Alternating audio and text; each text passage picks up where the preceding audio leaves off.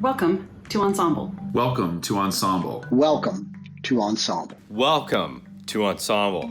Welcome to Ensemble. We are so pleased to welcome the host of Ensemble Volume 13, The Future of Learning, Amber Mack.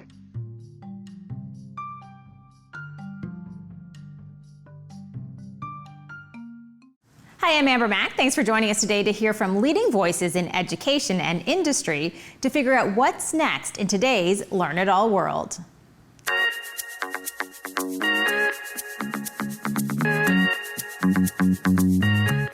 So I'm Andrew Strom. I'm Senior Manager of Research with RBC's Thought Leadership Group.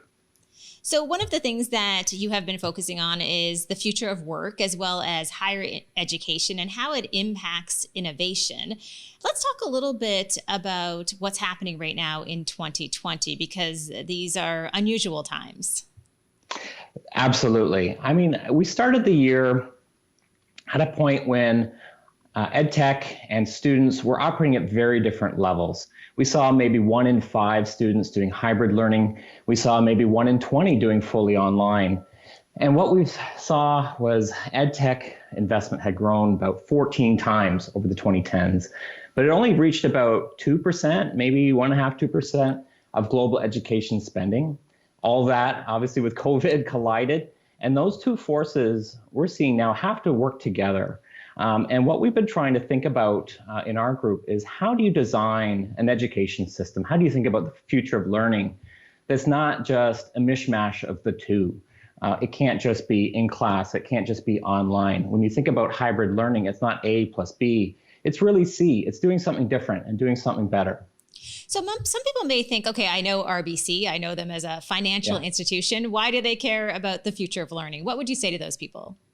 Well, I think about that in a couple different ways. As an institution, we have a footprint in pretty well every community across the country, and we're very invested in the prosperity of Canadians, Canadian households, and the livelihood of the future. We're also one of the biggest employers across the country. So we have a vested interest there of making sure that students that come through post-secondary education have those skills. And what we keep hearing from small businesses, our clients, is that students, as they're transitioning to the workforce, face a lot of friction points. And a lot of that is that having that artificial barrier between education and employment. When you think of skills, that's the bridge that connects the two. So as RBC, we have a platform, we have an interest, and when we think about youth, the size of the youth in Canada is as big as the baby boomer generation. They may take up a little bit less of percentage-wise, but we've got 7 million kids coming through the system right now. So we got to get this right. It's interesting, too. Some people may not know that RBC has a pretty robust internship program. And I know from the stats that I can see that I have here, there were about 1,100 students online just this summer. What did that look like? It was different, so it started in the spring. So our team's about 400 of students in the spring term got instantly removed from the workplace. And that was very disruptive for them, obviously. But our summer program is really where we have a number of different exciting programs and more students in, and obviously with the school year. So we had, as you said, 1,100 students that had all that uncertainty going through March, through getting offers from RBC, to think about where are they going to live? What are they going to do? Who are they going to work with come the summer? Because all that was very uncertain. So as an institution, we wanted to make sure that we were providing good information, good workflow, and really exciting opportunities, because we feel that's been the distinguisher for RBC in its proposition for summer students. It's doing something different. And you think about those 1,100 students, only a fraction of them are co-op students. So not all of them are just getting credit for that. A lot of students are doing this as part of their own career planning. So it's important that they had that security and understanding of what this summer might look like. We couldn't do some of our exciting programs. We couldn't do some of our incubator programs that we do with students just by factor of the realities. But what we were able to do was think about how we hire students differently, because we could hire more students from across the country, hire them from different disciplines, to think about where they could plug into teams that wouldn't have a student in the past. So it's really opened our eyes to the possibilities of engaging in a distributed workforce, whether it's students or professional employees. We met years ago at a Future of Work event. And when you talk about students, one of the things I immediately think about is the future of work, and how I think what we're seeing is that we have to embrace this idea of lifelong learning, and it has to be integrated throughout the career path. How do you see the future of work and how learning plays a role? It's critical. I mean, and it doesn't start at post-secondary. It starts well before that. We think about the different opportunities we give our young people through high school, through elementary, exposing them to different careers. We've been thinking a lot about the skilled trades, and people rule out the skilled trades instantly when they go to post-secondary. But if you engage those kids with STEM, if you engage them with hands-on learning in grade 8, grade 9, they're open to a whole new world of possibilities. So we've made this huge investment in RBC's Future Launch, which is a network of community partners that we work with to inspire youth, to engage them with career planning, because a lot of kids don't think about what their career is going to look like. On the lifelong learning, what we've seen specifically with the changing nature of work, it's not about technology necessarily. Certainly, we need to be able to upskill ourselves with the latest software, the latest way of connecting tools. But what we need to be able to do as people are changing jobs, and that's what we see in our Humans Wanted report, is the future of work is pivoting. It is being able to transfer those skills from one career in one industry to another in a very different field. So we need to be able to think about how we integrate the colleges, the universities, the polytechnics, all the apprenticeship programs that we have in the country to not just be for those 18 to 25-year-olds. We need to be thinking about how we create those experiences as people are pivoting throughout their career. From your experience, when we look at the future of institutions, particularly higher ed institutions, what is the competition going to be like over the course of the next couple of years? Well, let's just think about what happened this year. Globally, we had about 1.6 billion with a B, students who were disrupted from their learning this year. What happened? A lot of them went to online. A lot of them went to private tutors. A lot of them went to different forms of learning to finish their school year. The stakes have really changed now for higher learning. Online is definitely one big part of that, and we've been trying to think about that through the work that we're doing. But I think what the big message is for institutions as they navigate these next few years, universities and colleges have an exciting opportunity to create more personalized education, to be able to certify someone's work integrated learning opportunity, to certify their past skill sets, to certify any number of skills acquisition that they've been doing, to ladder that up into certifications, into diplomas, so that kids have a way to navigate their education the way they want to. A la carte learning is I think, really the future of what learning is going to look like. When we talk about all of these learning changes, how do we measure the impact of these changes, and how do we know when they're successful or not? That's a great question. And I think we as a country, we struggle with that. We need better handle on our labor market data. We rate ourselves on how well educated we are, what industries we are, but we don't do a great job of measuring our skills, and certainly on skills acquisition. What we do and on our data teams, we have to use jobs as a proxy for skills and not understanding what skills are really out there. So what we've been trying to do is work with our partners, whether they be business councils or with universities and colleges, is think about how we're assessing skills acquisition, both in school, both in early learning, so that we're able to better map where are these skill sets and how are people able to learn them best. And that's, I think, a big challenge for us to go forward and really would be able to provide us better forward planning, when we think about how to structure our economy, how to structure entrepreneurship, so that we have the right skill sets available at our disposal. Knowing that right now you're speaking to an audience of people online who are all keen on understanding the future of learning, and knowing your role at RBC and all the data that you've been able to collect over the past years, and knowing what's happening in 2020, what is that one piece of advice that you want to share with our audience today? Gosh, it's a very confusing time.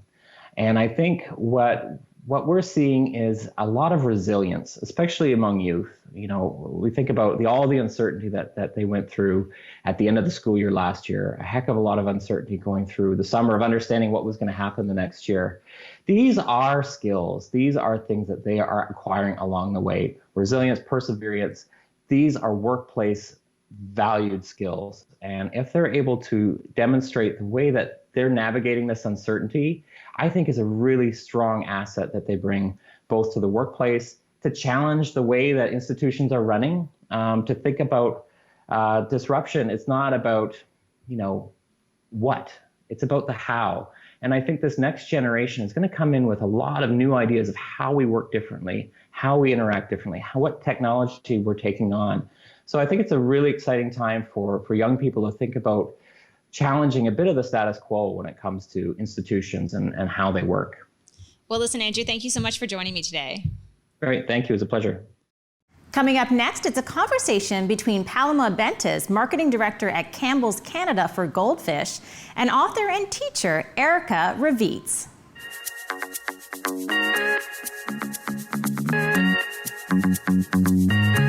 Hi, I'm Erica. I'm an Ontario certified teacher and author.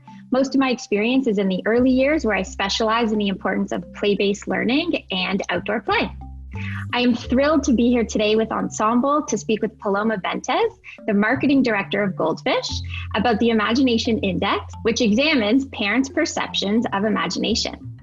So Paloma, we are living through a global pandemic, which has had an impact on everyone, including children. Do you think COVID has had a negative impact or a positive impact on imagination? Yeah, that's a great question. And it's a question that's on all our minds every day.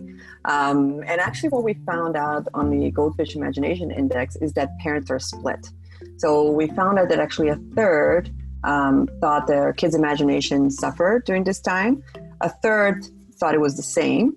And the rest of them thought it was increased. So parents were split in that topic. But, it is something that is top of mind for all of us. And I believe that we should all be encouraging our imaginations, our kids' imagination. And that's the whole purpose behind Fit Imagination, with calling our parents across Canada to submit their artwork and their children's video for a chance to have their kids' imagination be featured across billboards in Canada. So some parents do feel that as children grow older, they actually become less imaginative. How do we encourage imagination in such a digital world? Yeah, so the interesting point is that the parents thought, actually 77% of the parents thought that signs that we could use our imagination more often were related to technology. And the things that were top of mind for them to encourage kids' imagination were things related to building, or related to acting, storytelling, more artistic related activities. And do you think there's a way to sort of bridge this gap between imagination and technology, and this digital world? Yeah, definitely. I think we have to celebrate the power of imagination, and it comes in multiple ways, right? There isn't one answer. Technology is part of our lives, so we have to figure it out. How do we use technology in a way that would encourage imagination and not as a barrier, right? So it's on us to figure out the best way to do that. And I feel raising awareness on the power of imagination is one of the things that we can do to unlock that. So my final question for you, which we sort of touched on a little bit. So do you have any ideas and tips for parents on how to help spark imagination? Any advice you want to share with us about your experiences at home with your own children? Yeah, it's interesting because this whole journey started with us understanding how kids eat our crackers, eat goldfish during snack time, right? So, and the main thing that they do is they role play, right? And we find that a lot of parents also use it as a way to help kids count or to develop some crafts. So that this whole the insight for Feed Imagination for us really was on that nugget that kids are already doing that, and how can we help?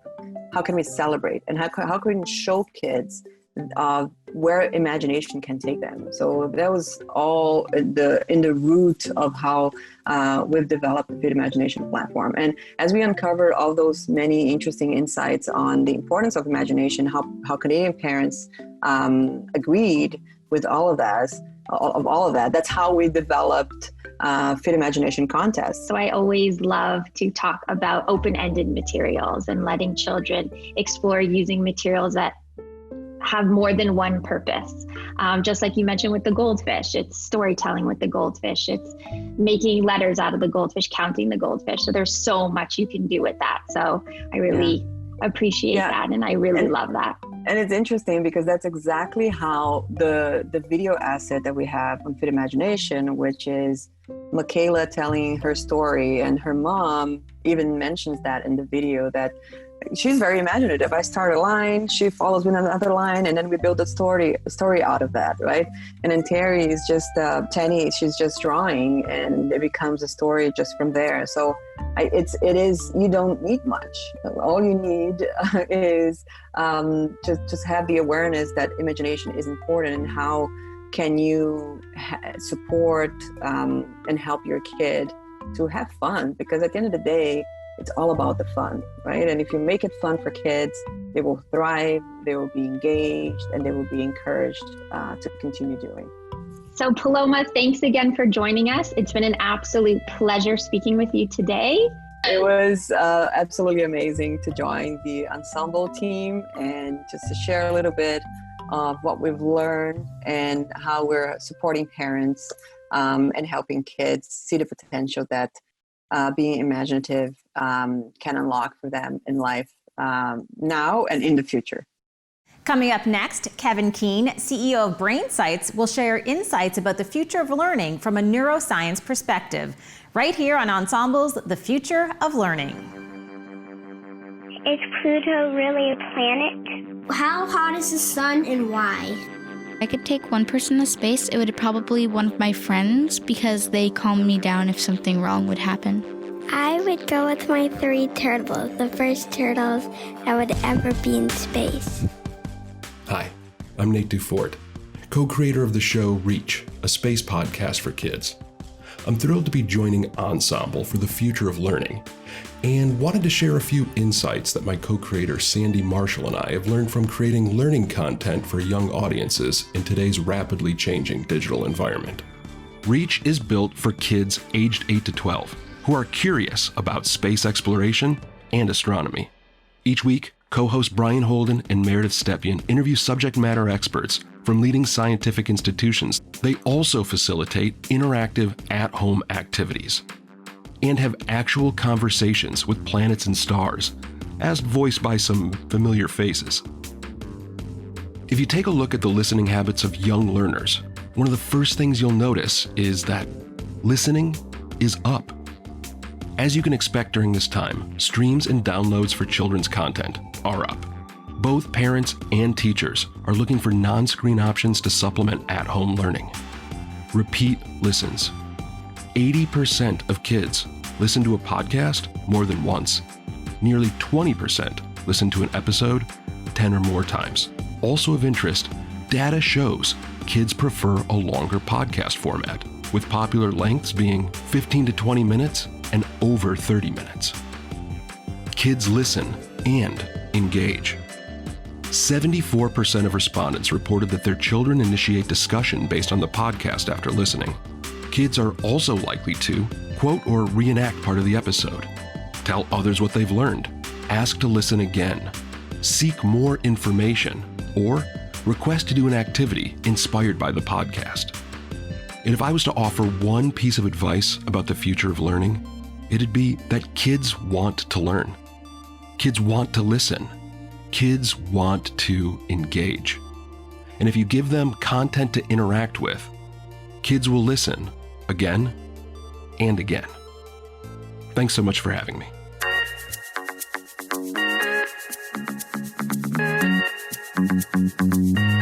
Hi, my name is Kevin Keane, founder of BrainSights, a neurotechnology data and insights company based in Toronto. Today I'll be talking about how neurotechnology will change how we learn. The core questions I want to answer and that we as a society will need to answer are: how can we learn faster and more effectively? And how can we level the educational playing field and ensure anyone can reach their full potential? And with lifelong learning and new skills development an important part of employment and staying competitive, we need to move away from a one-size-fits-all kind of education and understand how we can improve knowledge delivery, knowledge consumption, and knowledge processing. And there's no better place to understand that than where all the magic happens, in the brain.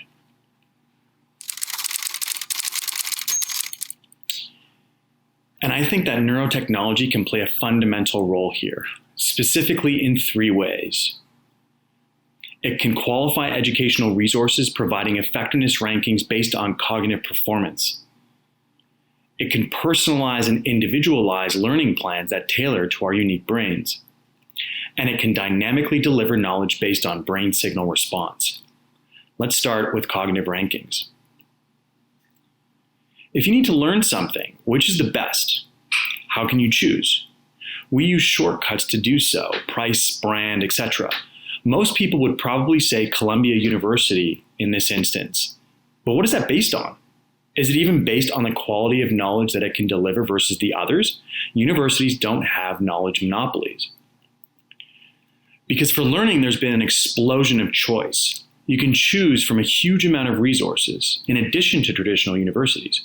But there's little in the way of performance standardization and consistency. The choice of education is different than the choice of where you will be dining tonight. We'll need to do more than Yelp review our knowledge. We expect there will be rankings of these resources based on their ability to do the job.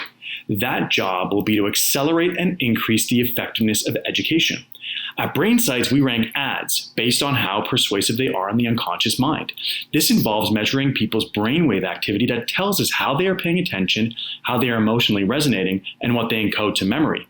We also measure things like cognitive load. Why couldn't this technology be applied to knowledge-based resources too?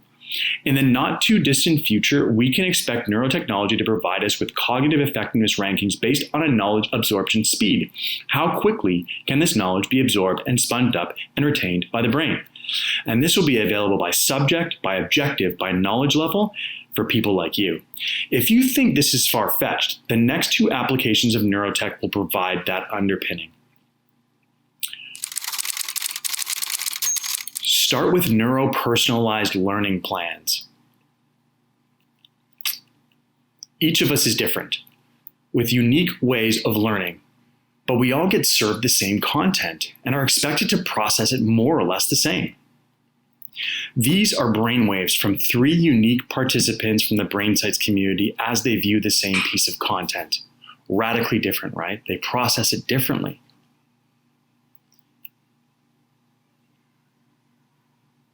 With neuro-personalized learning plans, you'd know when you're most receptive to new learning, both time of day, over the course of your life, and even by the ideal number of cups of coffee, which for me is more like that.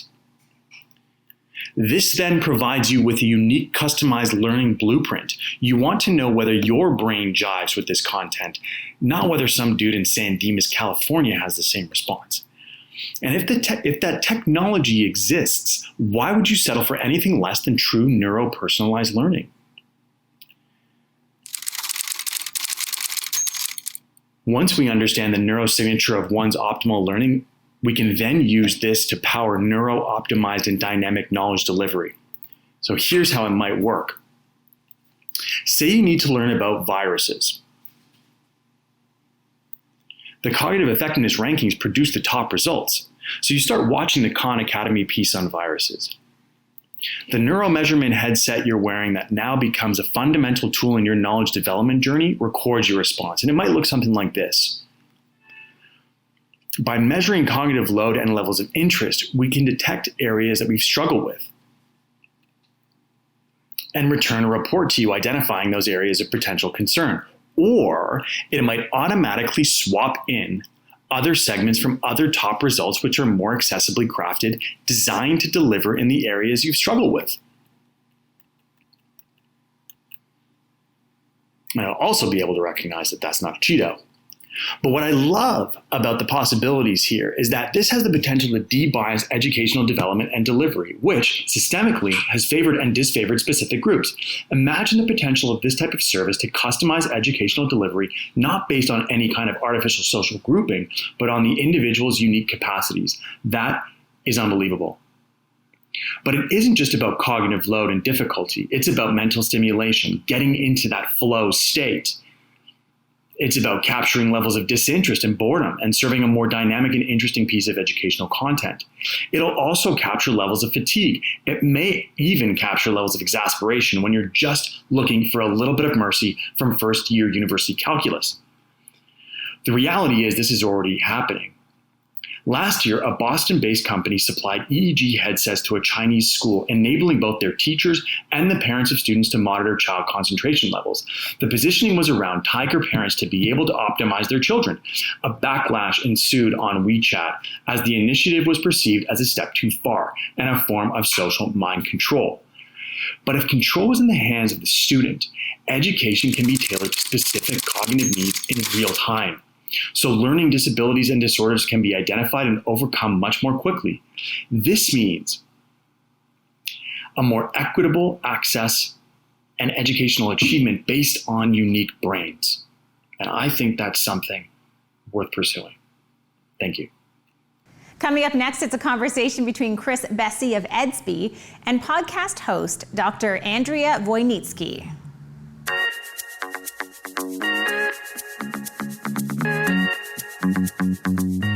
I'm really thrilled to be introducing Chris Bessy, who's with EDSB. Thanks so much for being here, Chris. Oh, pleasure, Andrea. Thank you for having me. As I told you before, Chris, 2 of my kids go to a school that's been using EDSB for years, and I'm a big fan. So I thought, why don't we start by having you share with everyone, what is EDSB? That is awesome. I'm so glad that your kids are using it and that you like it. So EDSB is really the most comprehensive digital learning and data system available in K-12.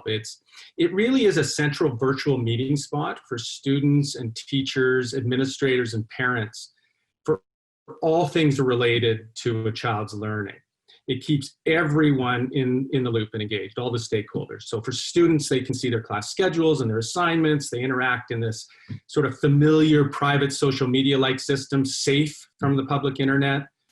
Parents see their child's homeworks and grades, and even better than that, they get a window into their child's learning all the time. Teachers get course planning, attendance, assessment tools, and administrators can access district-wide analytics and identify students at risk. It's basically everybody gets what they need in real time in one app. Education platforms like EDSB are shifting the focus from being teacher-centric to student-centric, and that's a little bit of what you're describing. Can you elaborate on that a little? So, it's really about allowing students to take ownership of their learning, so that the teacher is more of the coach, is more framing the learning, is supporting the learner and coaching them through their learning experience. So delivery can certainly be student-led and teacher-framed. If a student can come in and they can see what it is they're responsible for learning, they can go through their course content, they can provide that information to their teacher can give them immediate feedback on that. It just changes the learning process. They're not sitting back, sitting in their seat, listening to a teacher with their 25 other peers. looking up at a blackboard and trying to take that in. It's really the opposite of that. And these digital platforms allow that to happen. Online platforms like Edsby are teaching our children how to learn, right? Yeah. They're not being passive. They're learning to be proactive, to accessing the various resources that are available to them, obviously on the Edsby platform itself and then beyond. And that really excites me, because I'm hoping that that's going to enable my children and all children around the world to become more proactive learners, lifelong learners with a growth mindset. Do you guys have any learnings or insight about that? If you think about life, we're all lifelong learners. We go through a stage in our life when we're young, as we're maturing, where we go to formal institutions to actually develop the skills and competencies to be successful adults. Prior to the internet, let's say, where information was not as relatively available as it is today, we had to provide that content and information as teachers to our students. As the world has evolved, there is so much information out there that students can access anytime, anywhere. So it's not about learning the facts and the information, it's about dealing with it. So that's where these competencies are so important. You need to teach our kids to be critical thinkers, because, if you watch the news today, you don't know what's right, what's wrong, and you've got to kind of move through that information. And the job of our schools is to prepare our kids to be successful in life. And so we are always going to be lifelong learners. So we need to learn how to learn. That is most important. And I think that's always been the purpose of our educational system. But with technology giving us access to subject matter experts, to all the information out there, to our peers, where we can collaborate and talk, it's so very, very important. So you nailed it. It's all about learning to learn. I can tell you as a parent that I have immediate access, right, to what happened in my kid's class today. And so there's no more report card lag and surprise at report cards. So you see a report card every day. That's the nice thing, is you can go every day and see how they're doing. Exactly. Yeah. Thank you so much. Hey everyone, I'm Sean Benoliel, host and producer of the Ensemble podcast. Thanks so much for joining us for Volume 13, The Future of Learning. What you're about to hear is an excerpt from Episode 7 with Brian Convery, the National Director of Early Talent Acquisition at RBC. We sat down to talk about changes to the work landscape, tips for the next generation leaders, and so much more. To hear the full episode, you'll have to find us wherever podcasts are downloaded. I hope you like and subscribe, and enjoy the rest of the show. What role does the university play abroad, and will universities and/or colleges attempt a larger physical presence abroad through either satellite campuses or local partnerships? I love this question about universities abroad and what role they play, especially with satellite offices and other things. The reason why I love it is because I think they've played a role pre-COVID that in some cases I felt we could do better. And the reason why I say is, especially with colleges and universities that have campuses or let's say recruiters abroad, and they tend to start to bring in these students into different programs and things back in Canada. And for a while, it's all been about tech.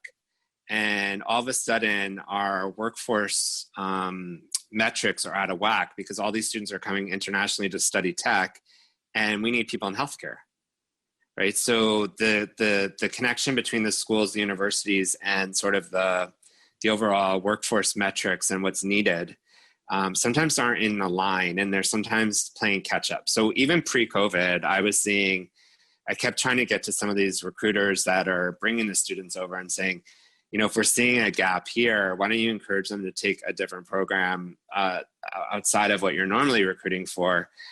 So that's one opportunity, was just even pre-COVID. Now, I think one of the biggest challenges are the schools are setting up satellite offices or looking at, staying in your home country to go to school. The challenge is then the school to work transition, because if the students are spending and we don't know how long this pandemic is going to go on, but if students are spending time back in their home country attending a school in Canada, let's play ahead here. So December, they want to work as an internship, and they're in a different country. They have to be in the country of origin for the role for us to employ them.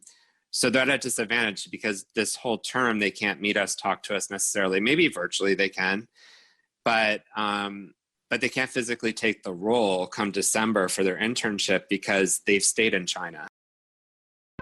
When you look at it, the higher education experience really hasn't changed in over 800 years. A prof gets up on stage, speaks for 70 minutes or more, assigns some readings, and off students go.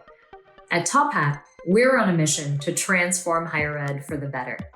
Top Hat is the all-in-one teaching platform purpose-built for higher education. Our technology and interactive content helps instructors make learning more active and more engaging, inside and outside the classroom, whether students are on campus or they've found themselves learning remotely.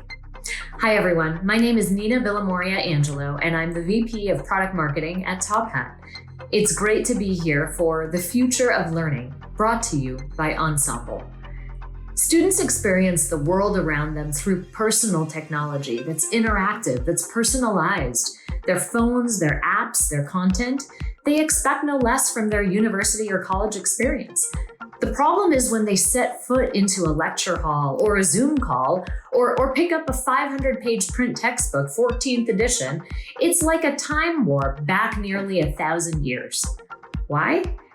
The instructor, the person in charge of their learning, hasn't been empowered with the tools and insight they need to motivate students to participate, to see if they're grasping the concepts, and most importantly, course correct if not. Our goal at Top Hat is to empower educators to engage students and unleash their potential. Because when learning is active and students are motivated, they actually learn. Today, I'm thrilled to be speaking with Amber Mack about the future of higher ed. So my name is Nina Villamoria Angelo, and I'm the VP of Product Marketing at Top Hat. Top Hat was founded in 2009, so it has been more than a decade. For people who aren't familiar with Top Hat, what do you guys do? So Top Hat works with instructors in higher education to help make learning more active, more engaging, and ultimately more effective. Our technology platform and our interactive content help do just that, engage students in the learning process and provide feedback to professors along the way in the classroom, outside of the classroom, synchronously, asynchronously. It feels to me in the world of learning that we have kind of a pre-COVID learning set of skills and then a post-COVID set of skills as far as understanding how this world has shifted. Knowing that you guys are so strong on the technology or the digital side, what has that shift been like for you? Well, because we work directly with instructors, their world completely changed and turned upside down in March. And, whereas, they were probably teaching in a lecture format, they were probably, using in-class tools to be able to engage their students. Suddenly they found themselves teaching remotely and teaching students all over the world, teaching students with different circumstances, teaching students who are taking care of parents who are sick or children all of a sudden. And so those circumstances changed. And so it was our job to help them figure out how do they continue to engage their students in the learning process while everyone is 2D, right? And while everyone is remotely dispersed. And so we've really been pivoting our platform to be able to expand and accommodate those new modalities, those new circumstances, and still create those connections inside and outside the classroom. I think we always want to talk about what has worked because we're drawn to those optimistic looks at what is possible. But I'd love to know over the past 6 months what you've realized perhaps maybe doesn't work in this new environment. Yeah, we've discovered a lot, I think, at the higher ed and the K-12 level. I'd say at the higher ed level where Top Hat is focused, we've discovered a couple of different things. One is that you can't just take the same course that you were teaching in person Monday, Wednesday, Friday, 10 o'clock to 11:30 and throw it online and expect students to learn, for students to be engaged, for students to even show up. And so what instructors are learning is that active learning element, engaging your students, becomes all the more important. On a campus experience, suddenly you have everything going on beyond the classroom that's amplifying the educational experience. Your social activities, your extracurriculars, engaging with faculty, all of that suddenly disappeared, and the microscope was put on the actual learning process. And the learning process had to serve not just the role of improving learning outcomes, but also creating connection among students, creating that sense of community. And so the bar was raised in terms of what was expected of an online learning experience. It's kind of interesting, too, because I think we hear over and over again that students, whether they're in K-12 or higher ed, well, they just can't sit in front of screens that long. It's just not dynamic enough. And yet this is the generation of gamers, the generation of streamers, the generation who does love screens, whether it's TikTok or whatever site they are spending time on. So what is the missing piece of that as far as how we teach perhaps educators to borrow some of those elements that are making it so magnetic on those different platforms? Yeah. If you think about the content that students or digital natives are consuming and the apps that they're using and the technology that they're using, it's flexible, it's adaptable, it's personalized, it's catered to the needs of that student, and most importantly, it engages them. When you look at their learning experience, what you'll find is that, in fact, that all seems to fade away. You've got someone who's lecturing at them passively and then expecting them to absorb the information. And it's not really the instructor's fault. The instructor oftentimes hasn't really been enabled with the tools and the content that really engages students. And that's what has been amplified in this sort of COVID crisis, is seeing that active learning still is really critical. We have to engage students in their own learning process and provide the feedback to instructors so they can course correct and make that personalization come to life. What about the community element? Because you touched on it a little bit as far as the role of the campus, but what happens now in the learning space, knowing that community is so important? How do you grow a community in this environment? It's a great question and something we spent a lot of time on very quickly over the spring. And the difference is, I think, students are used to creating a sense of community in various ways, right? And so the campus experience relied on the in-person interactions, but community can be created in many different ways. What we've done is actually accelerated the launch of our tool called Slate, which helps professors and students create a sense of community within a course inside class, as well as continuing conversations outside of class. It's purpose-built to really be able to allow students and professors to talk about what's going on in their lives. What are the struggles they have in the course? What are best practices around how to engage students during this pandemic? Creating a sense of commiseration often helps people get through these challenges, right? And what we're even seeing is that students are now teaching each other. They're sharing tips with each other. That's where the peer-to-peer learning comes to life. And so we're really excited to be able to enable that, albeit digitally, but it really seems to be working. Last question for you is all about the next 5 years, because again, I think we're thinking very short term right now because it feels like things are changing so quickly. But if you just step back for a second and you think about the next 5 years, what do you think is going to be the most dramatic trend or shift in higher education? I think a lot of people think that technology is going to be the panacea for improving learning outcomes and improving education.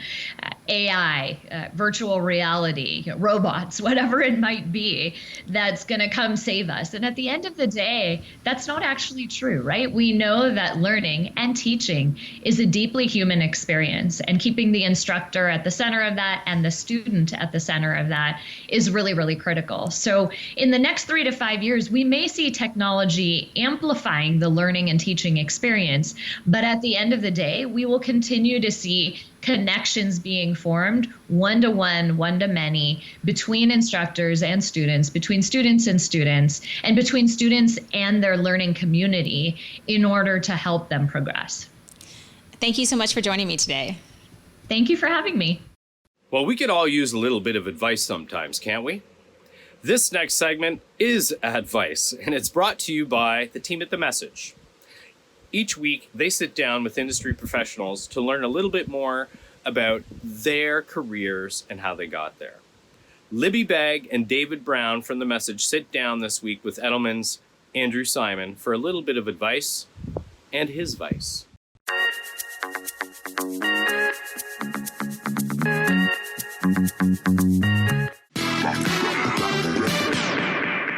We want to start by talking about what is your vice. What is your thing that you enjoy right now that keeps you sane? Well, it's interesting. I don't know if it's keeping me sane or insane, but I'm going to go with, to call it reality TV would be underselling it. I will call it, I don't know if I would call it experimental reality TV or sensationalist reality TV, but my vice is absolutely the world of Too Hot to Handle, Love is Blind, 90 Day Fiancé, just keep going. Was there a personality trait that led you into this business? I would definitely say, well, one is a curiosity. There's no doubt about that. And that's why I was even, as I mentioned, like a social psychology major. It was just like, how do people tick? Why do they think the way they do? Like, how do we react to stimuli and all those kind of things? But from a personality standpoint, like I think a lot of it is listening and watching and learning and observing. And I think sometimes, when I think about what we do, it's like sometimes we're too quick to say like, oh, this is the answer or this is why. And it's like, take a step back and just actually observe what things are going on or think about it a little bit more. So I think that's really served me well, because being more thoughtful is just, it allows you just to kind of ka-tink and play with different things. And it's kind of not to compare myself to Fiona Apple, because you should. That's ridiculous. But when people say like, why does she take 8 years to put out an album? It's like she's creating songs. It's not like she's lazy and she's like sitting and going, okay, I better do this thing. She actually is creating songs in her head and, she's just, okay, they're still formulating and things like that. And I think that's just such a wonderful trait sometimes, just to be able to sit back and kind of like not go like, okay, quick, let's put it out in the world. But like actually like take a moment, listen to what other people are saying. And what I find, and I've found throughout my whole life, but certainly my career, people have really smart things to say. And even when you're right away ready to say like, no, that's not true. Or no, listen to this. If you stop and you listen, you might actually learn something along the way. And I've definitely learned a lot from a lot of people. So where did the creative stuff come from? How did you get into creative? It wasn't like I wasn't creative. I mean, I think I would describe myself best as schizophrenic. So it's just like, sometimes I really love creativity. I always have, even when I was in elementary school and things like that. But I also really love just thinking like a business person. While you're working from home, how are you staying sane and dividing your time between work and personal life? Well, it's definitely difficult. I'm on my third floor of my house and, my kids, I can hear them in the background, and there's definitely chaos, and that's okay. Like, it's not business as usual, and we shouldn't try to make people think it's business as usual. Oh my God. Hey guys. Hey. Libby, what are you doing? Oh, we're still working today. It's a work day. It's a Monday. But you had said, I had that phone call, and then I thought I would have time to do this face mask, and then I realized that I had to be on camera for the Zoom call. So I hope this isn't distracting, Andrew, for you. I have a couple of questions.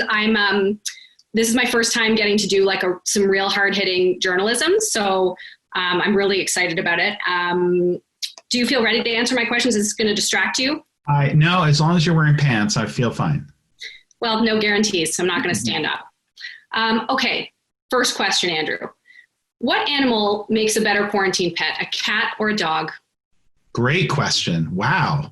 I'm going to go full on dog. What's your favorite food? And if forced, how much of it do you think you could eat in one sitting? Wow. Great question. Favorite food. I'm going to go just straight up. I'm going to go straight up bacon. And sorry to all, the vegans, vegetarians, et cetera out there, but it's bacon. Last question. Mm-hmm. And it's a bit of a tough one. Yeah. If you could time travel, would you visit the past or the future? Wow. I love it. Right? I'm a journalist, is what I'm saying. Let's see. You know what? I'm definitely into the future. Here's the thing about the past. It's behind us. So there's nothing you could really do to really change it or alter it. But I would love to just take a peek at where the world is going. And I think that it's great for everyone just to kind of keep thinking about like what's forward, what's ahead of us versus even where we are now. And again, no offense to what you're wearing, but I mean, it pretty much epitomizes. None taken. This is the picture that I'm going to have in my mind for the pandemic from this moment forward. I couldn't be more proud to be part of that picture. Thanks so much, Andrew, for being a good sport about this and talking to us today. It was really, really great.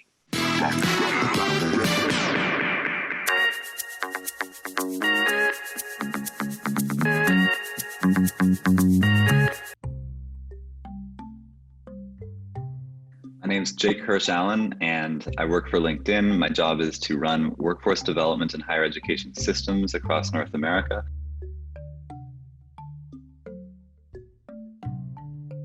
Absolutely. In fact, there's a few areas that I think it applies more to than learning and education. I feel like acceleration is perhaps an understatement for what's happening specifically to the education technology industry, as a variety of faculty and high school teachers, as a variety of politicians and parents all try to figure out how they can engage students the right way in a world that likely will be much more online than ever before. I think you can actually look at how people got jobs before the pandemic, start there, and then again, try to accelerate how one would post-pandemic. So as an example, networking, 80% of people get jobs via networking. It's not going to change tomorrow. I think a lot of that is based on who we are as humans. Our trust comes from interactions with others. It's almost always going to be the case that we trust somebody's opinion more than we trust a computer, at least in terms of who we want to spend, our lives working with and day to day with. The challenge there, of course, is that tends to lead to more and more inequality. We just network with those who we know and are comfortable with. And I think that's actually an opportunity for technology to intervene, and for individuals who are seeking roles that perhaps in the past, because of structural inequality, they didn't have access to. They can leverage technology in order to leapfrog some of the barriers to those personal connections, so that I'm a little biased, I work for LinkedIn, they can network online. So learning how to network and sort of take advantage of that 80% of jobs that one does acquire via networking or via personal connections is, I think, the first key thing for individuals to be doing during the pandemic, and really going online. There's a million events happening right now, more of them free than ever before, and events that you can now access more people at than ever before because you can speed network on a conferencing app. So as an individual, say starting second year at a college, trying to debate whether to spend their time in a classroom or learning online on their own, or trying to find a job in perhaps the hardest job market in our lifetimes, I think all three are probably the ideal solution, i.e., if you want to continue at the post-secondary level, do so, but at the same time, really focus on the things that are going to be particularly hard right now, like networking, like building out a profile in terms of work experience. So actually finding internships or even just free projects that you can work on, a startup that you can volunteer at, ensuring that, again, you're demonstrating your skills, you're learning those skills independently, as well as through that post-secondary. And of course, you could also just be taking a course online for perhaps less money. The future of learning, I should say, needs to be lifelong, it needs to be personalized, and it needs to be work integrated. And while that is a truism that educators for a long time have stated, perhaps the pandemic can actually result in it moving from the ivory towers of what educators think education should be like to what those of us who are honestly moving through not just an education system, but a world that is going to be more challenging in the coming years, that we can embrace as a different means of learning and working and honestly being human. Hello, Ensemble. I am so excited to be here with you guys today. My name is Taylor Fulton Gurgis, and I am a student at Ryerson University. I am at Ryerson's business program pursuing a double major in entrepreneurship and strategy along with marketing.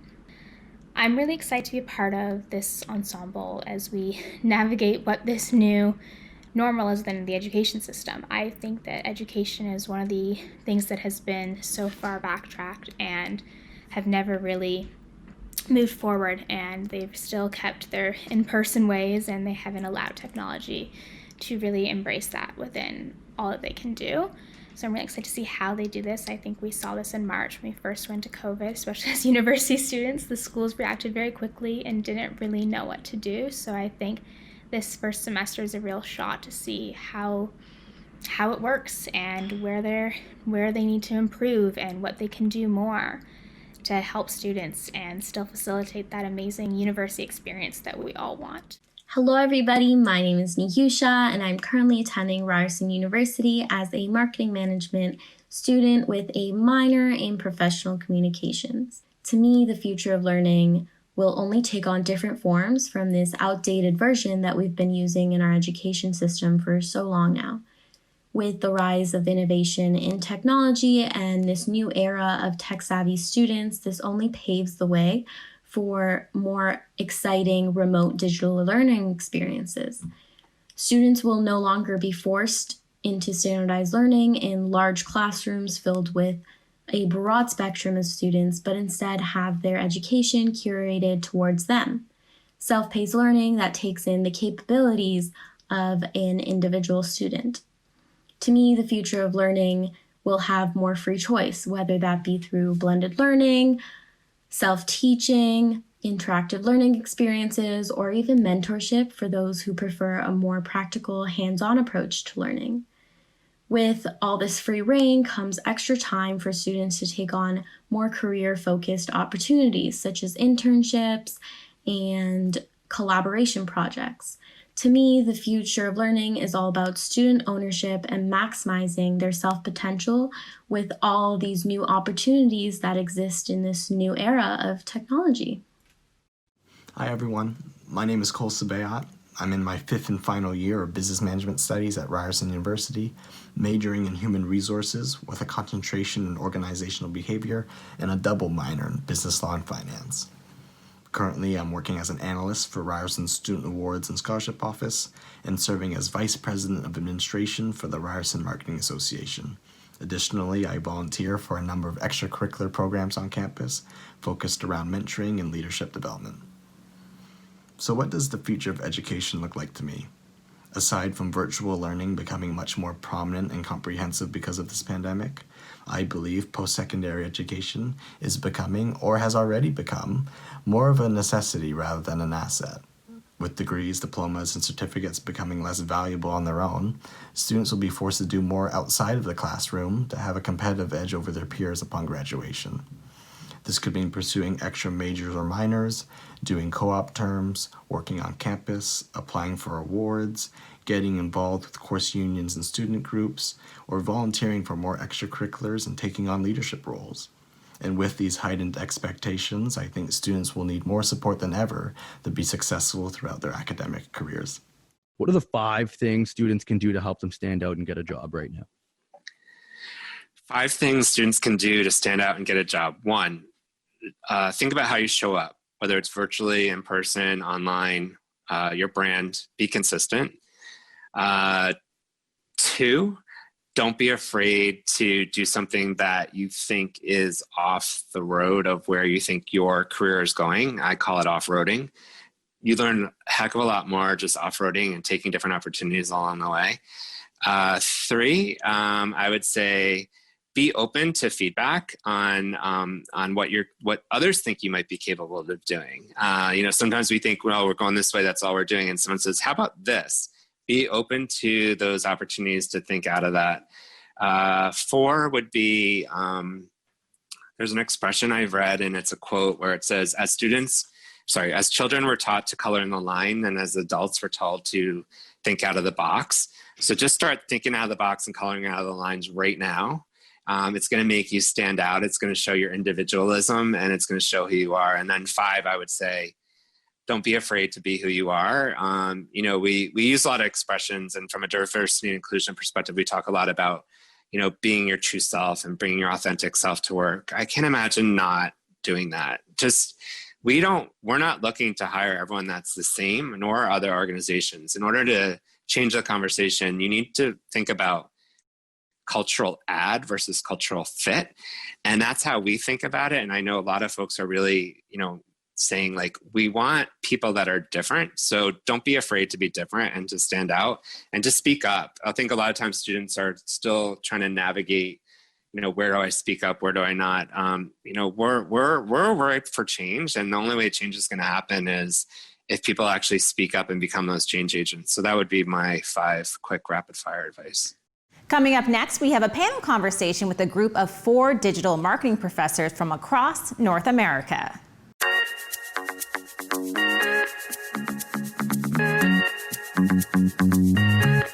Welcome, Ensemble. How you doing? I'm Jason Deutsch in Toronto from Seneca College, and we're here. We've got a panel of professors from coast to coast. So let's start on the East Coast with Stacy Smolin-Schwartz. Hi there, I'm Stacy Schwartz, and after about 25 years working in the digital marketing industry, I've become a full-time professor at Rutgers Business School of Marketing and Digital Marketing, and I oversee our master's program for digital marketing as well. Hey, I'm Scott Cowley. I'm a professor of marketing at Western Michigan University in Kalamazoo, Michigan, and I oversee our digital marketing undergraduate program here. Hi, I'm Lydia Chen Shaw from Cal Poly Pomona. I teach various marketing courses, including digital, and I also work with our Center for Community Engagement. How are you guys building rapport with students when we're not seeing them in real life? Now that we're all at home, sometimes the kids tend to make unexpected, cameos. Those pieces, they're actually gems. They humanize us as instructors, professors to our students. It helps them to know that we are operating in our own home and kind of crazy, not completely perfected, definitely not perfected, fully imperfect environments, but in the most wonderfully perfect way. I found the best conversations organically happen in those office hours where 6 show up and then someone asks a question that raises a conversation with another student, and then I sit and watch them talk for 10 minutes about something, and that raises a question for me, and a lot of organic things happen out of those. So I appreciate those as well. In March, I sent an individual email out to every single student in my class just to see how they were doing, right? That takes time. I put together a shared Spotify playlist that all my students contributed to, and that was a lot of fun, and that takes time. But I am still looking constantly for opportunities to engage students one-on-one wherever I can, because then that's where I really get to know, hey, how are they doing? What are their needs? And how can I help you meet your professional long-term goals that may or may not have anything to do with class? If you were giving advice to, say, your kids now that they can go online, do you expand the universe? Do they say, hey, why don't you study out of England, study somewhere else? Do you advise people to do that now? So if they're living in their bedroom at their parents' house and they're taking courses 3 states over, it feels a little bit strange that their tuition might be double or triple what it could be if they log into the server down the street instead of 3 states away. So I think, if this is something that's in the medium to longer term consideration, I do think that we might see more students opting for in-state schools. My eyes have been opened a little bit to this question because in my first online class since COVID, I had a student who doesn't go to our college enroll in my class. And it was great, treated no differently from any other student, didn't have any of the disadvantages because we weren't in person. And I think that for motivated students, there is that opportunity. And not only is there the opportunity for you to get learning from a more ideal source, whatever that topic might be, but you're actually going to get more attention for it. So something really cool that's happening this semester is the Big Ten Alliance has done an exchange where Rutgers Business School students can take their business electives in other Big Ten schools. And I don't think it's every school, but there's at least 6 or 8 that are part of this exchange. And so there are some of my intro to marketing students are taking an advertising class, in Michigan or other places. It's pretty cool. And it gives them access too, to see what other schools are like. It's kind of like what happened in the music industry, where instead of having to buy a whole album, you started listening to singles from various artists, and you compile your own playlist. You could essentially compile your own playlist of classes. So compile a class from this university, a class from this university, a class from this university, and create your own educational program. So there's some of this already happening. And I think that while we don't know how long, right, we know that the future of education is uncertain. We don't know how long all of this is going to be, that whenever we do return in some way to campus, I think that there's going to be more options than what we saw before. What do you think the highlight is in the next couple of years? I think the future of education is pretty opportunistic, and that those who want to take advantage of the current environment will do so. The future of learning, as I see it, is diverse. And this comes from the methods, the inspiration, the types of students. I think that as educators, our future is really understanding and being confident in where our value lies, and making sure that we don't just, have the marketing myopia that we teach students not to have, and we adapt to what the market wants while being mindful of the fact that we can see the future better than the students can. In other words, we're obligated to teach them the fundamentals that never change in our changing world, and we're obligated to teach them the technologies they need to get a job tomorrow. So I'm hearing relevance, diversity, providing the right value to our students. And I would add the future of education is, in a way, a lot like the past of education, teaching our students how to think. I think technology goes really quickly, but human evolution goes really slowly. And if we teach students how to think, how to build the right things, then we'll keep our relevance to them, as opposed to the technology companies who teach how to use our thing. We're going to teach them how to pick the right thing to use. Hi, my name is Jeremy Shackey, and I'm the CEO and co-founder of Lighthouse Labs, a coding and data education institution that up until COVID was an all in-person education space. We've prided ourselves on a level of connection between people and mentor support. Since COVID arrived, we had some major changes to make. And what we noticed was, as soon as we went online, there was a huge element of human connection that was missing between our mentors and students. What Lighthouse had to adjust to was building the appropriate platforms and really thinking through human relationships. And what we did is we separated it into 3 major buckets. There was really quick, instant help and support, somewhat more substantial support, and then there were just really good relationship building conversations. To do this, we decided we'd use Slack for instant communication. We built our own platform called Rudder, which allowed all our mentors from across the country to help different students when they needed, by the student submitting a request assistance and a mentor being able to show up on the screen and immediately take over their screen, support them through their learning. The last piece we used was Discord, and Discord is more of an online community, a place where people could actually sit, talk, chat, have longer conversations. By separating those 3 immediately on Discord, people actually took the time to engage in larger, more meaningful conversations, which really helped the relationship side, which we see as so vital to education overall, and really addressing the problem that's going on in a lot of online education spaces. It's very important when going online for this whole education world that we start categorizing the different pieces that are important to human relationship. I think we've done a great job on it. I'm really excited to see where it continues to go. And I'm excited for what it means for the future of education as we think about a more malleable way of talking and building our human connectivity.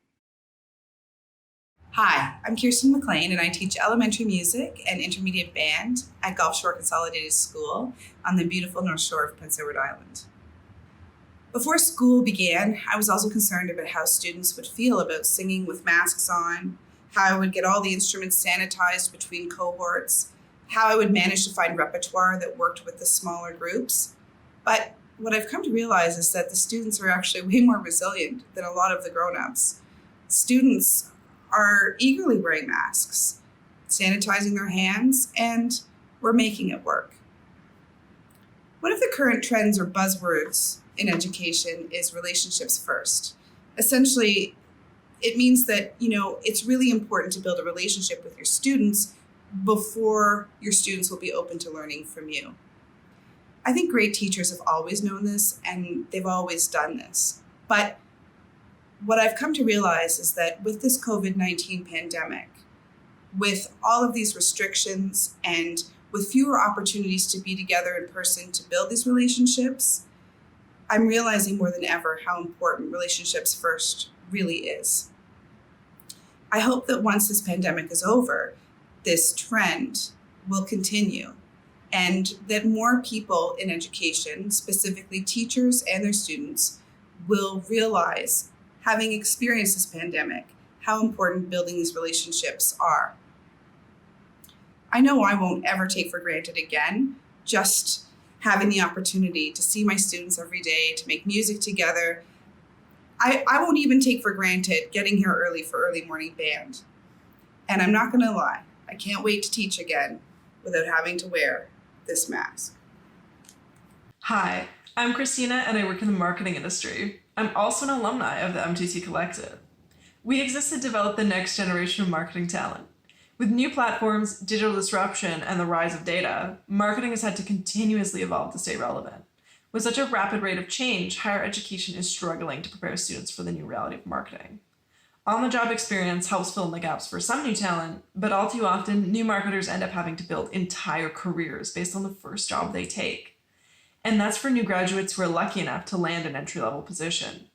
Increasingly so, new graduates are being asked to take on unpaid internships to develop their skills, limiting industry entry to only those who can afford to work unpaid. Our founders created the MTT Collective to fix this. Every year we welcome promising new talent into our annual rotation program where they get to work in 4 different companies in 4 different positions. Throughout a year, they'll work at a media agency, a publisher, a brand, and an ad tech company. As the cohort cycles through each position, their shared experiences enrich each other's learning. They're also paired with mentors who are leaders in their field, allowing them to build a network early in their career. The program is intentionally designed to foster a spirit of cooperation and is deliberately paid, equalizing opportunity and recognizing the value that the cohort gives to the companies they work at during the program. The MTT Collective has been a success, with alumni finding fulfilling positions across the industry, and companies in the collective often finding the perfect fit for their teams. In the last few years, the MTT Collective has effectively modeled what industry-leading rotation programs look like and sets a high bar for the future of marketing development. Although the pandemic has interrupted our usual plans, we are looking forward to innovating and continuing to expand the program in the future. Hi there, my name is Janet Davidson, and I am thrilled to be a part of Ensemble's Future of Learning. I'm the creator of Family Prov, and we teach online improv classes to youths and teens and their families. And I'm here to share with you some tips and tricks that I have learned along the way. When you're teaching in a digital environment, remember, it's okay to slow down. And if it's accessible to you, stand up. It makes you more present and engaging to your audience and also helps keep you focused. Family Prov teaches improv, and improv teaches us that mistakes are gifts. When you're online, you don't need to be perfect, you just need to be present. Improv teaches us empathy. We don't know what's going on behind the screen, so it's important to always be kind. Stay safe and funny, everyone. What are some of the tips that you can give a business owner or a hiring specialist to help get over those hurdles and overcome those challenges with hiring remote and understanding how to integrate remote workers into their workforce? So the question of integrating remote workers into your workforce is super important to think through. We very transparently went into this not knowing a lot about how to do it. There was a lot of phone calls to us to say, hire us as a consultant, we'll show you how to do it, when they were in the same boat we were, right? They hadn't done it yet either during COVID. So we were all experiencing it together. I like to use the phrase, we were flying the airplane as we built it. And in such, that shows your vulnerability. And I think sometimes we're all, at the end of the day, humans. We have to show our vulnerability, even as leaders, to say, we got this. We know it's the right thing to do. We're just not sure we have all the steps outlined. And we always talk about going with the 80% solution. I'm of that mindset, but sometimes we all work with individuals who want the 100% solution before we onboard all the students or take that. And the advice I'd give to other organizations are it's okay. It's okay not to know every answer and every single piece of solutioning to bring remote workers into the fold. But if you think about it as a way to continue your organization's future and goals and looking at things from a different lens, you will be able to do it. It's just a matter of being open to that.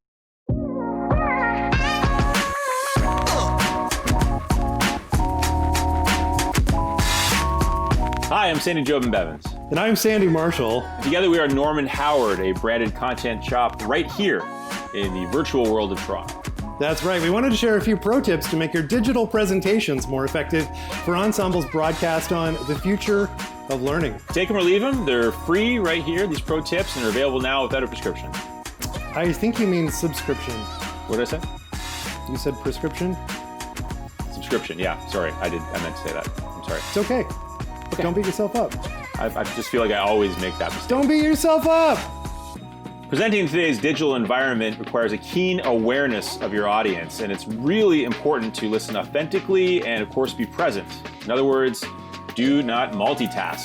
That's right. Even if you think you're getting away with multitasking, you're not. After all, we humans are great at perception, but we're really bad at deception. Ah, that is a great pointer, and it rhymes. I was going to put it on a t-shirt. Oh. Next up, put the audience first. Consider what information is important to you and what information is important to your audience. You'll really help your audience to become better listeners if your presentation includes information that they need, and not a dozen slides that you worked really hard to make and are going to go show off regardless of whether or not they're relevant. Okay, I took a course on PowerPoint over the weekend, and I've been asked by you-know-who not to show them right now, so... Well, congrats on showing some restraint. You did it. Maybe I'll share just one quick Dilbert slide. No, don't do it. Practice gratitude. Audiences like to interact with your presentations, but they also want to know that you're aware they're participating and paying attention. Give shout outs to specific people in the audience and always say thank you when questions are asked live or in the chat box. This will encourage more participation and collaboration. Thank you, Sandy. No, thank you, Sandy. I just wanted to say thanks for that. I'm not doing this. Thank you, Sandy. No. Don't do it. I know you want to do it again. Don't say thank you one more time. Thank you, Sandy. No, don't! All right, so there you have it. A few quick tips on making more effective presentations in today's virtual environment. Thanks for watching, and from the entire Norman Howard team, have a great holiday. Have a great holiday? It just felt right. What holiday? Let it go.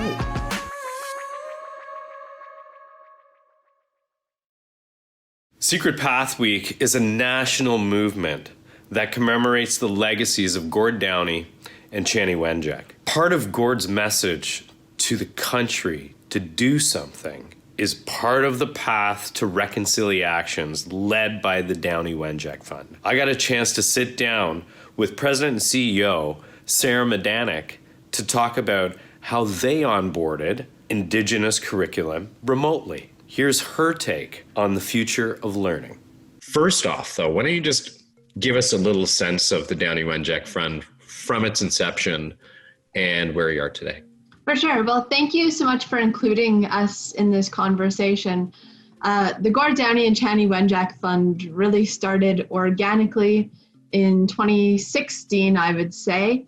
Well, even a bit before that, when Mike Downie shared the Maclean's article with his brother Gord, which turned into the series of poems that Gord created, which became the album The Secret Path, which became the graphic novel, which became the animated film, which became the concert series, and was kind of sort of uniquely timed with both the release of the 94 calls to action from the Truth and Reconciliation Commission, and also Gord's terminal diagnosis. So he had, I would say, a pretty captive audience to listen to this important message about the importance of understanding the true history and legacy of residential schools in Canada, and the journey we have ahead of us towards reconciliation, and that all Canadians are a part of that. So the Downie Wenjack Fund really started from that sort of movement and tried to, meet the needs where there was gaps on that education and awareness journey. And so one of our big programs is Legacy Schools, which is a free program for educators that literally provides them with a toolkit to better equip them to teach about the history and legacy of residential schools in Canada, and also to act as the, I would say, gateway teaching tool to learn more about the strength and resilience and the richness of Indigenous history and peoples and cultures in this country. And isn't it interesting that the pandemic, COVID-19, the shutdown of schools, moved almost everyone into that playing field? Not to say that, the access to bandwidth, but one computer, 3 little learners, homeschool, all of a sudden everything's shaken up and everybody has to readjust. Mm-hmm. Today, some schools don't even have enough teachers for the students. So there's a bit of equalization that happened, but it were trials and tribulations that you were dealing with from the beginning. Well, that was one of the things, when you're trying to create a national program to support critical learning, like the hard truths of what occurred in this country around residential schools, which is a difficult topic, especially if educators have not learned about it themselves. They don't have curriculum resources available within their school boards or districts or provinces. So that was really a need that Downie Wenjack tried to fill, is, creating something that is general enough to open up that conversation, but also to help support educators on their journey to be able to teach about these tough subjects in a meaningful way while recognizing the history of the areas that they exist in. What are the Indigenous communities that they reside on or near? What treaties exist? What is the history within those communities and within the context of Greater Canada, or what we refer to as Canada? You also had to be extremely nimble and creative on how this got to the schools and how they onboarded it. Any insights on how you did it? For sure. I think, from day one, we kind of took a 2-pronged approach. One was, all of the resources exist virtually on our website. There's a link that anyone can access, but educators were signing up through our website. And when you sign up to become a legacy school, we send out a tactile toolkit that actually has copies of The Secret Path, has a reconciliation guidebook, has, a series of sort of turnkey resources that are tactile that the educators can use in the classroom. And I think, that was one of the really successful components of the Legacy Schools program was, teachers opening up this toolkit and having this purple box with the hat sitting in the corner of their classroom, which actually held physical space and a reminder about the commitment they made to do work to further reconciliation, and, or as we call it, engage in reconciliations within their classrooms and communities. Sarah, I can't thank you enough for being with us today. The work that you and the team that are doing at the Downey Wenjack Fund is phenomenal and so important. And we thank you again for your insights and joining us at the Future of Learning today. Thank you.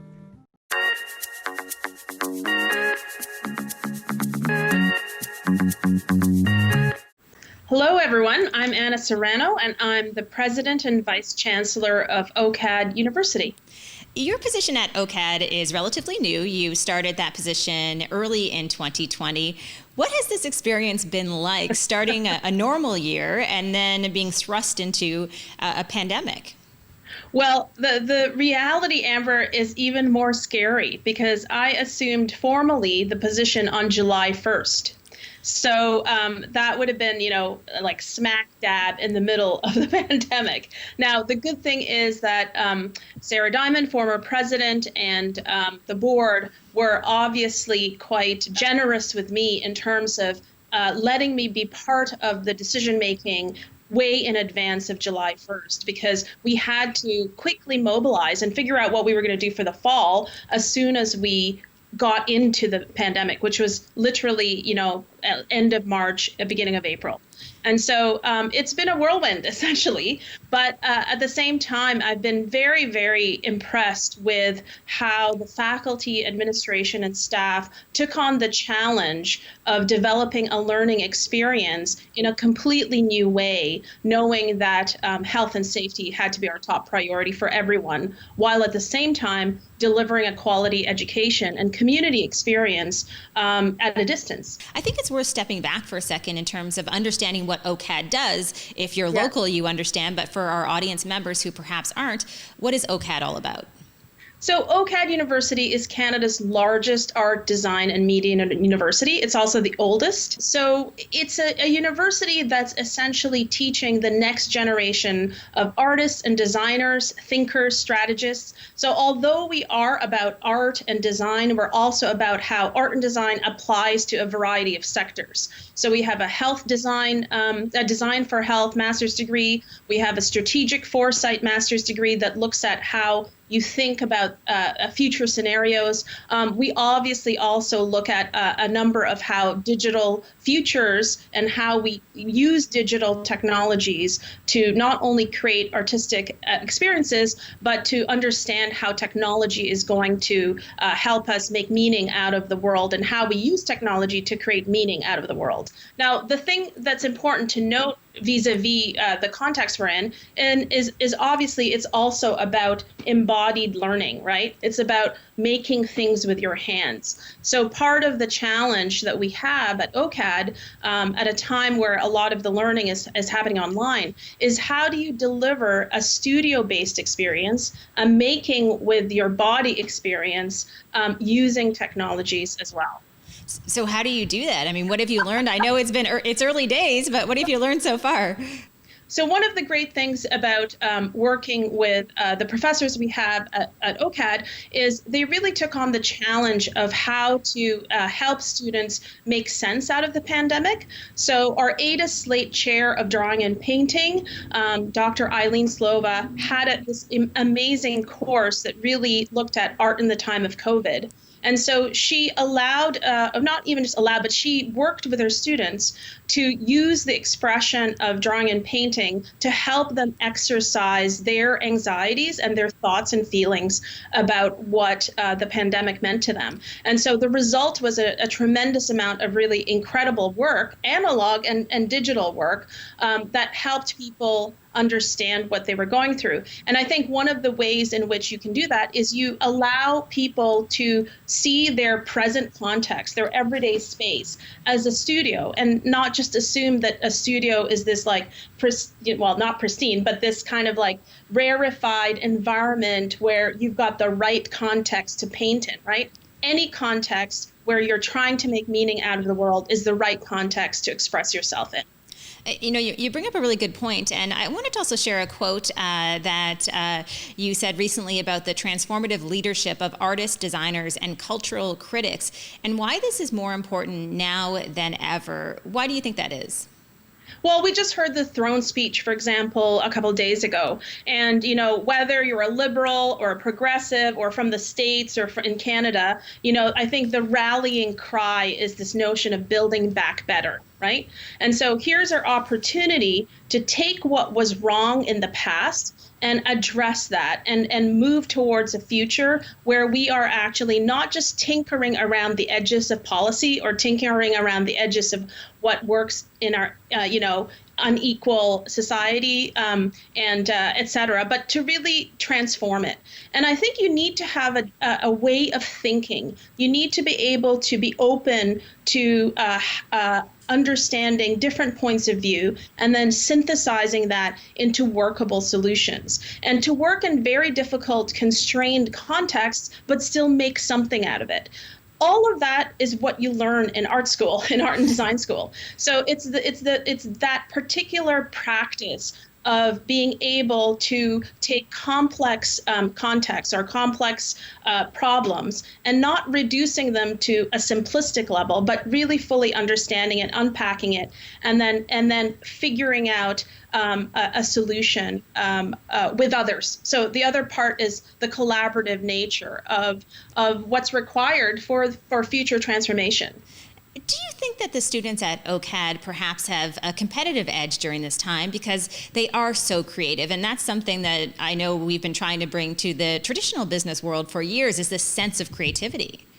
Absolutely. And in fact, I was speaking with someone recently, I think it was Pedro Barata, who runs Future Skills Challenge. And he had mentioned that, they had surveyed a number of CEOs, and the top two skills that are needed is communication skills and collaboration skills. And so, communication skills is really skills of expression.